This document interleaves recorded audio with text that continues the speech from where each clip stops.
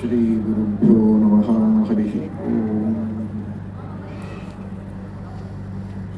ಯತ್ಪದಂ ವೇದ ಸಂವೇದ್ಯಂ ಕಟಾಕ್ಷೇಣಾಪಿ ವೀಕ್ಷಿತುಂ ನ ಕ್ಷಮಂತೆ ವಿಮತಯಸ್ತಮುಪಾಸೇ ಶ್ರಿಯಃ ಪತಿಂ.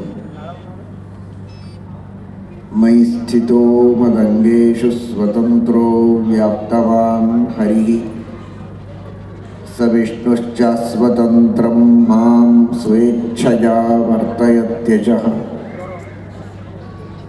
ಸ್ವಾತ್ಮನಸ್ತಸ್ಯ ಪೂಜಾಸ್ಯುಃ ಮನೋ ವಾಕ್ ಕಾಯವೃತ್ತಯಃ. ಮಮೈತಾಃ ಇತಿ ಕರ್ತಾರಂ ಉದ್ದೇಶ್ಯಂಚ ಹರಿಂ ಸ್ಮರೇತ್.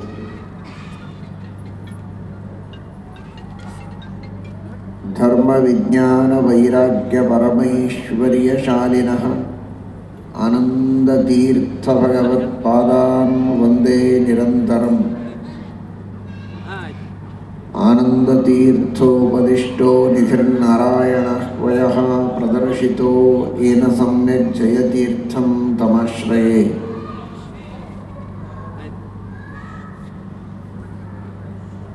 ದುರ್ವಾದಿಧ್ವಾಂತರವಯೇ ವೈಷ್ಣವೇಂದೀವರೇಂದವೇ ಶ್ರೀರಾಘವೇಂದ್ರ ಗುರವೇ ನಮೋತ್ಯಂತ ದಯಾಳವೇ. ಸತ್ಯಾಭಿಜ್ಞಕರಾಬ್ಜೋತ್ಥಾನ್ ಪಂಚಾಶದ್ವರ್ಷ ಪೂಜಕಾನ್ ಸತ್ಯಪ್ರಮೋದ ತೀರ್ಥಾರ್ಯಾನ್ ನೌಮಿ ನ್ಯಾಯ ಸುಧಾರತಾನ್.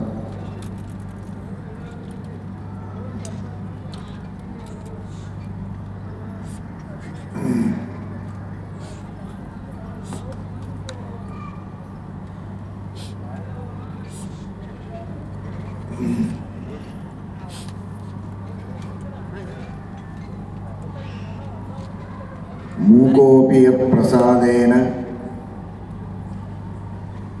ಮುಕುಂದ ಶಯನಾಯತೆ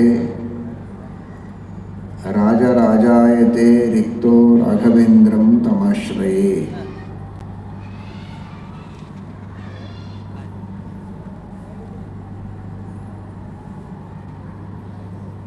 ರಾಘವೇಂದ್ರ ಸ್ವಾಮಿಗಳ ಮಹಿಮೆಯನ್ನು ತಿಳಿಸ್ತಾ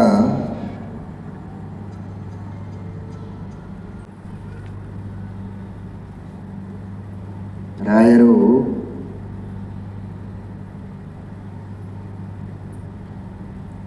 ಬ್ರಿಟಿಷ್ ಅಧಿಕಾರಿ ಬಂದು ನಿಂತರೆ ಅವನಿಗೆ ಆಂಗ್ಲ ಭಾಷೆಯಲ್ಲಿಯೇ ಮಾತನಾಡಿ ಉತ್ತರ ಕೊಟ್ಟರು ಅಂತ ಅವರ ಚರಿತ್ರೆಯಲ್ಲಿ ನೀವು ಕೇಳ್ತೀರಿ. ಹಾಗಾಗಿ ಅವರು ಆಂಗ್ಲ ಭಾಷೆಯಲ್ಲಿ ಮಾತನಾಡಿ ಉತ್ತರ ಕೊಟ್ಟರು ಅನ್ನೋದೊಂದು ಅವರ ಮಹಿಮೆ. ಆ ಮಹಿಮೆಯ ಸೂಚನೆ ಮಾಡಲಿಕ್ಕೆ ಅವರ ಸ್ತೋತ್ರದೊಳಗೂ ಆಂಗ್ಲ ಭಾಷೆಯ ಉಪಯೋಗವನ್ನು ಮಾಡಿದ್ದಾರೆ ಅಂತ ಚಿಂತನೆ ಮಾಡಬಹುದು.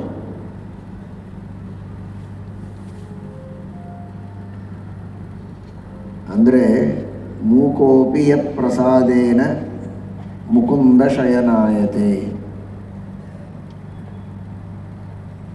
ಯಾವ ವ್ಯಕ್ತಿ ನಡಿಲಿಕ್ಕಾಗೋದಿಲ್ಲ, ಯಾವುದೇ ಒಂದು ಕಾರ್ಯವನ್ನು ಮಾಡಲಿಕ್ಕೆ ಸಮರ್ಥನಾಗೋದಿಲ್ಲ, ಅಂತಹ ಒಬ್ಬ ಸಾಮಾನ್ಯ ವ್ಯಕ್ತಿ, ಯಃ ಕಶ್ಚಿತ್ ಅಂತೀವಲ್ಲ, ಸಾಮಾನ್ಯ ವ್ಯಕ್ತಿ, ಕೋಪಿ ಯಾರೋ ಒಬ್ಬ ವ್ಯಕ್ತಿ, ಯಃ ಕಶ್ಚಿದಪಿ ಅಂತಹ ಕಾಲಿಲ್ಲದೆ ಇದ್ದವ, ಕಾಲಿದ್ರೂ ತಿಳುವಳಿಕೆ ಇಲ್ಲದೆ ಇದ್ದವ ಅಥವಾ ಉತ್ಸಾಹ ಇಲ್ಲದೆ ಇದ್ದವ, ಏನು ಮಾಡಬೇಕು ಅಂತ ತೋಚದೇ ಇದ್ದವ, ಇಂಥವರೆಲ್ಲ ಇರ್ತಾರೆ. ಅದಕ್ಕಾಗಿ ಕೋಪಿ ಅಂತಹ ಯಃ ಕಶ್ಚಿದಪಿ ಅವನು ಕೂಡ ಚೆನ್ನಾಗಿ ಮೂವ್ ಆಗಬಹುದು ಇವರ ಅನುಗ್ರಹವನ್ನು ಪಡೆದರೆ. ಕೋಪಿ ಯತ್ ಪ್ರಸಾದೇನ, ಇವರ ಅನುಗ್ರಹ ಇದ್ದರೆ ಎನಿಬಡಿ ಕ್ಯಾನ್ ಮೂವ್ ಅಂತ ಅರ್ಥ. ಕೋಪಿ ಯತ್ ಪ್ರಸಾದೇನ ಮುಕುಂದ. ಇದೇನು ಅರ್ಧ ಇಂಗ್ಲೀಷು ಅರ್ಧ ಸಂಸ್ಕೃತ ಕೂಡಿಸ್ತೀರಿ ಅಂತ ಆ ಗುರುಗಳು ಹಾಗೆ ಮಾತನಾಡಿ ತೋರಿಸಿದ್ದಾರೆ ಎನ್ನುವುದರ ಸೂಚನೆ ಕೊಡೋದಕ್ಕಷ್ಟೇ. ಮೂಕೋಪಿ ಯತ್ ಪ್ರಸಾದೇನ ಮುಕುಂದ ಶಯನಾಯತೆ ರಾಜರಾಜಾಯತೆ ರಿಕ್ತಃ. ಬಡವ ಕೈಯಲ್ಲಿ ಏನೂ ಇಲ್ಲದೇ ಇದ್ದವನು ಕೂಡ ರಾಜರಾಜಾಯತೆ ಕುಬೇರನಂತೆ ಸಂಪದ್ಭರಿತನಾಗ್ತಾನೆ, ಸಮೃದ್ಧವಾದಂತಹ ಸಂಪತ್ತು ಅವನಿಗೆ ಸಿಗತ್ತೆ. ಭಗವಂತ ಕೊಟ್ಟ ಸಂಪತ್ತು. ಕುಬೇರನಿಗೆ ನೀವೆಲ್ಲ ವೆಂಕಟೇಶ ಮಹಾತ್ಮ್ಯದಲ್ಲಿ ಕೇಳ್ತೀರಿ, ಶ್ರೀನಿವಾಸ ದೇವರು ಮದುವೆ ಸಂದರ್ಭದಲ್ಲಿ ಸಾಲ ತಗೊಳ್ಬೇಕು ಅಂತ ಆಗತ್ತೆ. ಬ್ರಹ್ಮದೇವರು, ರುದ್ರದೇವರು, ಕುಬೇರ, ಶ್ರೀನಿವಾಸ ದೇವರು 4 ಜನ ಇರ್ತಾರೆ. ಅಶ್ವತ್ಥ ವೃಕ್ಷದ ಕೆಳಗೆ ಕುಳಿತು ಆ ಸಾಲದ ವ್ಯವಹಾರ 14 ಕೋಟಿ ಬಂಗಾರದ ನಾಣ್ಯಗಳನ್ನು ಸಾಲವಾಗಿ ಕೊಡೋದು ಅಂತ. ಆ ಸಂದರ್ಭದಲ್ಲಿ ಕುಬೇರ ಆಡಿದಂತಹ ಮಾತು, ನಾನು ಯಾರ ಸಾಲ ಕೊಡುವವನು? ನೀನು ನನಗೆ ಈ ಸ್ಥಾನ ಕೊಟ್ಟದ್ದು, ಈ ಸಂಪತ್ತು, ಈ ಅಧಿಕಾರ ಇದೆಲ್ಲ ನಿನ್ನದು. ನಂದೇನದೋ ಸ್ವಾಮಿ, ನಿಂದೇ ಇದೆಲ್ಲವೂ. ನಿನಗ್ಯಾರ ನಾವು ಸಾಲ ಕೊಡುವರು?